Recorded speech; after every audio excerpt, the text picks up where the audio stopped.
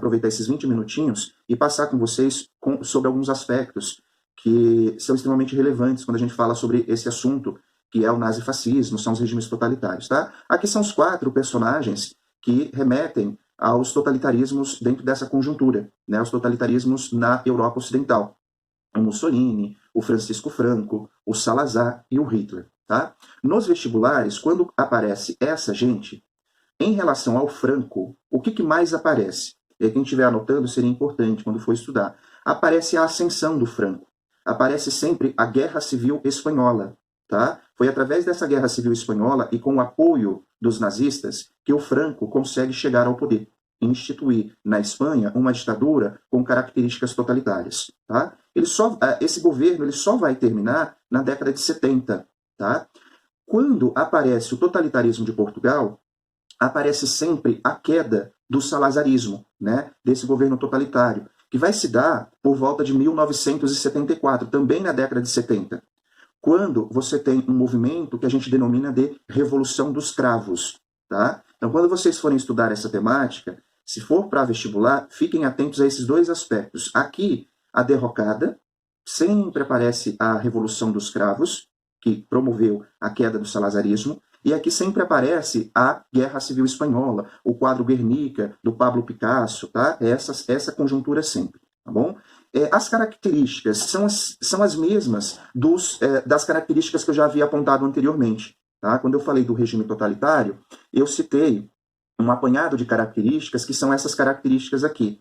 Em um ou outro regime, essas características acabam se sobressaindo mais. Por exemplo, na Alemanha, essa característica do racismo, que remete, por exemplo, ao antissemitismo, à perseguição aos judeus, às minorias, é mais evidente, tá, do que em outros locais. O corporativismo, embora esteja ou estivesse nos mais variados governos totalitários, na Espanha, em Portugal, na Alemanha e na Itália, ele consegue se sobressair mais no próprio Estado italiano. Tá? Então, assim, essas características elas são identificadas com todos esses regimes, mas em alguns deles, algumas características vão se sobressair mais do que outras, tá bom?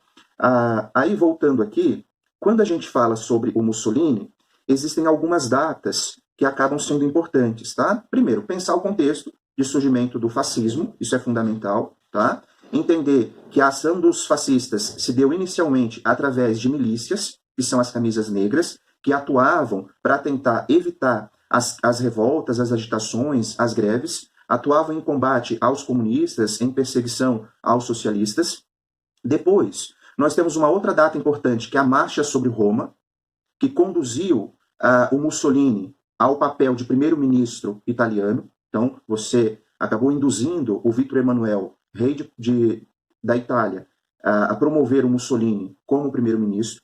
E a partir daqui você começa a desenhar uma escalada fascista. Então você vai tomando uma série de medidas, e essas várias medidas acabarão por tornar, entre os anos de 25 e 26, o Mussolini num duce, né, no Todo-Poderoso. Você já implanta uma estrutura ditatorial. Né?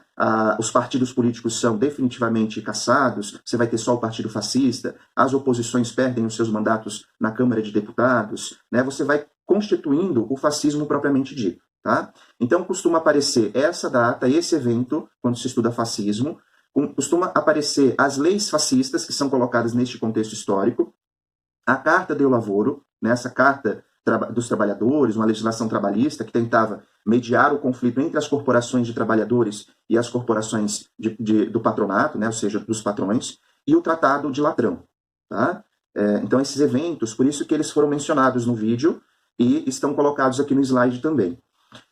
A partir de 29, quando se resolveu o problema com a igreja, o que o Mussolini faz? Ele promove uma escalada expansionista. Então, o militarismo estava na essência dos regimes totalitários.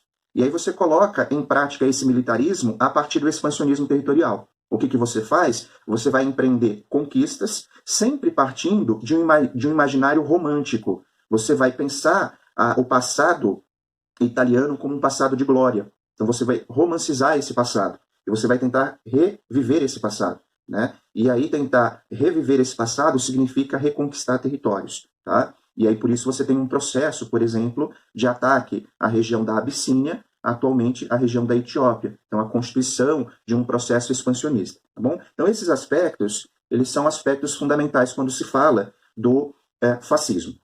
Até aí, tudo bem? Vocês estão me ouvindo? Tá. Aqui, gente, ó, nesse slide, a gente tem o nazismo, né, o nazismo alemão. Eu tenho um vídeo que eu compartilhei, depois eu já passo o link para vocês. Essa parte eu não vou falar aqui, não vou falar porque eu já mencionei no vídeo. Mas aqui ele vai mencionar o contexto histórico. Todo mundo sabe que pós Primeira Guerra Mundial, a situação da Alemanha era uma situação muito complicada, né? Sobretudo por conta das imposições do Tratado de Versalhes.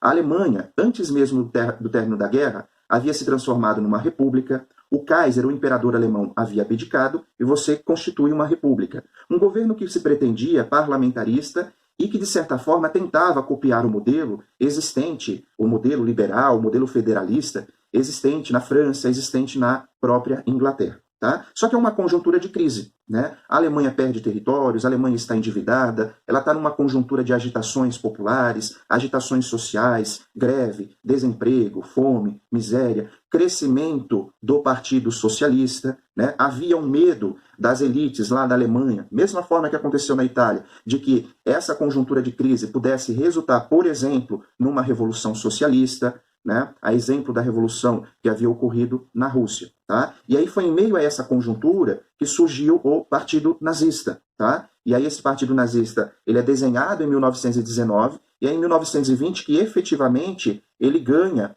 um integrante de peso. Aqui vai ficar meio coisa porque eu não ampliei. É em 1920 que ele vai ganhar um integrante de peso, que vai ser a sua principal liderança, que é o Adolf Hitler.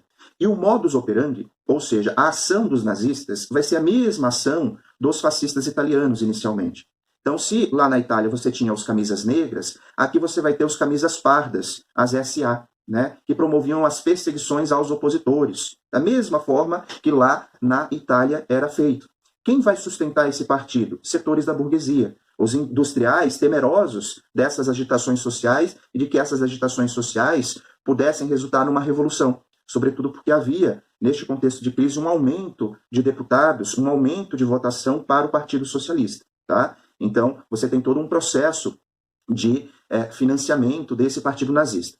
Dentro dessa conjuntura, então, você tem uma inflação galopante, a Alemanha acaba dando calote nos franceses, não pagando as cláusulas, as dívidas que foram postas através do Tratado de Versalhes. Então, você está numa situação complicada. A França, não recebendo o pagamento dos alemães, invadiram uma região industrial dos alemães, isso aumentou a crise, aumentou o desemprego, né? Você tem mais gente na rua, você tem mais greves, você tem mais insatisfação. O que os nazistas eles fizeram? Eles tentaram dar um golpe. Da mesma forma que os fascistas, em 22, marcharam sobre Roma e chegaram ao poder através do Mussolini, aqui eles tentaram em 23, no Putsch de Munique, ou o golpe da cervejaria. Né? E aí, só que esse golpe ele foi fracassado. Qual o resultado disso? Os envolvidos foram presos, a punição deveria ocorrer com a prisão por 5 anos, mas essa gente, inclusive o Hitler, ficaram presos. Caiu aqui para mim, vocês estão ouvindo ou não?